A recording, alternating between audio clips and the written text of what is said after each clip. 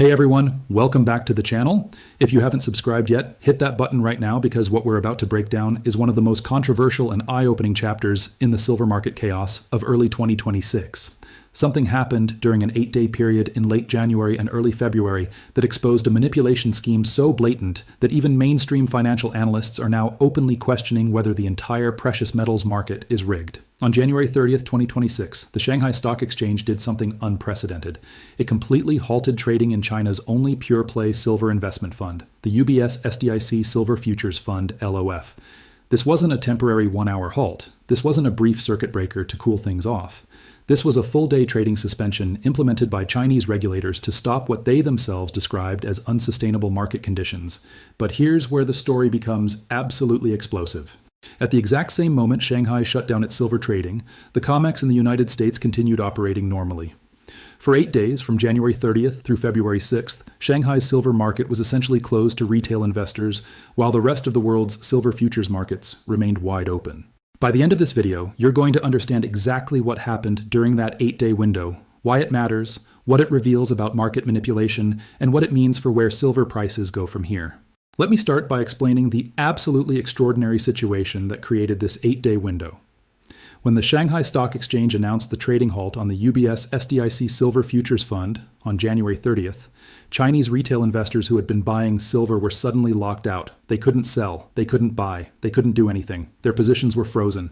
But at the exact same time, institutional traders, professional market participants, and large banks operating on COMEX in the United States were still trading silver futures actively. The global silver market was bifurcated. It was split into two worlds. One world, Shanghai, was frozen. The other world, the COMEX and global futures markets, was completely open. Now let me explain why this matters so profoundly. China's only public silver fund had been trading at a 36% premium over Shanghai Futures Exchange silver contracts. That means Chinese retail investors were buying this fund for prices 36% higher than they could buy actual silver futures. The fund had issued near-daily risk warnings starting in December 2025. It had halted trading multiple times. Regulators had given every warning possible, yet Chinese investors kept pouring money in, desperate to get exposure to silver as they watched the rally accelerate. The fund became a vehicle for pure speculation and momentum trading. Chinese social media was filled with posts about silver going to $300, $400, or even higher. New investors kept piling in, unaware that they were buying a vehicle trading at a massive premium to the actual underlying asset. On January 30th, faced with this unsustainable situation and a crashing silver market, Chinese regulators made their move. They shut down the fund for the entire trading session. According to the announcement in Chinese from SDIC Silver LOF, the fund would be suspended from market open to market close that day. But Shanghai exchanges remained closed for Chinese New Year holidays from January 29th through February 5th, which extended the trading halt. This created a unique situation where Chinese investors couldn't access their silver holdings for a week, yet the rest of the world was actively trading. Here's what happened during that 8-day window. According to multiple analysts and traders who have studied the data, institutional traders and large banks used this period of Chinese market closure to unwind massive paper short positions at depressed prices. Without Chinese retail buyers participating, the paper market on COMEX was flooded with selling from institutions that had gotten caught on the wrong side of the rallying market. The price crashed from $121 to $76 while Shanghai was closed and Chinese investors couldn't trade. At the end of the 8-day window, when Shanghai markets reopened on February 6th, what do you think happened?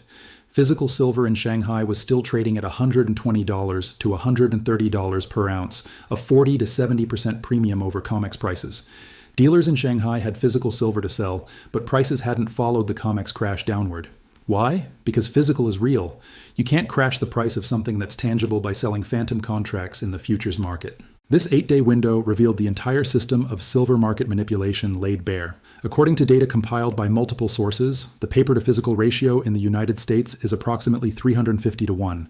That means for every real ounce of silver that actually exists in vaults, there are 350 paper claims on silver in the futures market. In Shanghai, inventories on the Shanghai Futures Exchange have collapsed to just 318.54 metric tons as of February 8, 2026. Yet SHFE silver open interest represents claims on billions of ounces. On COMEX, registered eligible silver stands at only 108.7 million ounces, while open interest represents approximately 1.586 billion ounces. The leverage is utterly unsustainable. It's impossible. When you have 14 ounces of futures contracts claiming to represent every 1 ounce of actual silver, the system is not functioning as a market. It's functioning as a confidence game. The 8-day window during Shanghai's closure was used by large institutions to liquidate positions without having to compete with Chinese retail demand. If Shanghai had remained open, Chinese investors could have continued buying at any price dip. Their massive retail demand would have provided a bid that made liquidation difficult. But with Shanghai closed, the institutions had the market to themselves. They could dump contracts freely, the price crashed, margin calls cascaded, retail traders in America got liquidated, the system reset. By the time Shanghai reopened, the paper market had been cleared of the excess leverage. Now here's where the manipulation becomes absolutely transparent. According to multiple reports, when Shanghai markets reopened on February 6th, Chinese authorities also announced position limits and trading restrictions on silver futures. They implemented new rules that would make it much harder for retail investors to take large positions. They also barred 16 specific trading clients from opening new positions or withdrawing funds for 1 month due to disclosure violations. In other words, they were explicitly preventing retail participation in the market. The message was clear: you're locked out. We don't want you trading silver anymore. This creates a structural advantage for institutional traders who can still trade freely while retail is restricted. Furthermore, according to analyst reports, billionaire trader Bian Shiming allegedly holds a 450 metric ton naked short position against the SHFE's total inventory of only 318.54 metric tons. That's a position that's short more silver than exists in the entire exchange's warehouse. How is this possible? How is someone allowed to maintain a naked short position that exceeds total available inventory? The answer is that the futures market isn't a real market. It's a permission-based system controlled by exchanges and regulators. As long as the exchange allows the position, it exists, regardless of whether the underlying physical asset does. During the 8-day window with Shanghai closed, positions like these could be adjusted without having to worry about retail buyers interfering with price discovery. The big traders could cover shorts, restructure positions, and manipulate prices freely. This is textbook market manipulation. This is an 8-day window where the game was rigged against the masses and in favor of the connected few. What makes this even more egregious is that the same manipulation cannot happen in the physical market. During the 8-day window when paper silver crashed 35%, physical silver in Shanghai and around the world maintained its value. Dealers didn't liquidate at the crashed prices. They ran out of stock. They couldn't sell physical at any price because it was already sold weeks ago to real buyers.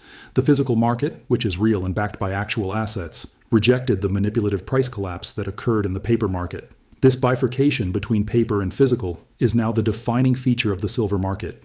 In the United States, on COMEX, silver crashed to $76. Simultaneously in Shanghai, physical silver was trading at $130, a 71% premium. That's not a market. That's a system breakdown. The paper market is completely disconnected from reality. It's pricing silver at one level while physical traders are trading at completely different prices. Now, what does this tell us about where silver is headed? My analysis is that this 8-day manipulation window and the subsequent Shanghai restrictions have actually accelerated the breakdown of the paper market. Chinese authorities have essentially given retail investors a giant warning. The game is rigged. We're shutting you out. Buy physical if you want silver. And that's exactly what's happening. Retail demand for physical silver has exploded. Mints are sold out. Dealers are running out of stock. Premium spreads have widened dramatically. The physical market is tightening while the paper market collapses under its own contradictions. Here's my view of what happens next. In the short term, through the spring of 2026, the paper market will remain depressed because leverage has been flushed out and retail participation is restricted. Silver on COMEX probably consolidates in the $70 to $85 range. However, the physical market will remain chronically tight. Dealers will continue running out of stock, premiums will remain elevated, industrial users will struggle to source silver at any price. This disconnect grows wider and more unsustainable. By mid-2026, one of two things happens. Either the COMEX system breaks completely, and we see a default on silver futures contracts, in which case prices spike to complete a violent reset. Or government authorities intervene more aggressively to prevent a market breakdown, in which case prices remain suppressed, but the shortage becomes more acute. Either way, real physical silver holders win because they own something real, while the paper claims collapse. By late 2026 and into 2027, I expect silver prices to rise significantly. The structural supply deficit is real and growing worse. Industrial demand is accelerating. Once the paper market dysfunction is resolved, either through a default event or regulatory intervention, prices will need to rise dramatically to equilibrate supply and demand. Silver could easily reach $150 to $250 per ounce within 2 years as the system resets. For investors, the message is absolutely clear. The 8-day window when Shanghai was closed and COMEX remained open revealed that the paper markets are completely manipulated. You cannot trust COMEX prices to reflect reality. Those prices are set by a small number of institutional traders and banks with no physical silver to deliver. The only real price is the physical price. In China right now, that's $120 to $130 per ounce. That's where silver is actually valued. Everything else is fiction. My recommendation is to own physical silver, not paper silver. Own coins and bars, not ETFs and futures contracts. The paper market is going to blow up at some point. It's mathematically inevitable. When it does, you want to own the real thing, not a claim on something that doesn't exist. The 8-day window when Shanghai was closed was a gift from the manipulators. They revealed the entire game. Now we know the truth. Silver is scarce, physical is disappearing, and the paper market is completely fraudulent. Thanks for watching, and I'll see you in the next video.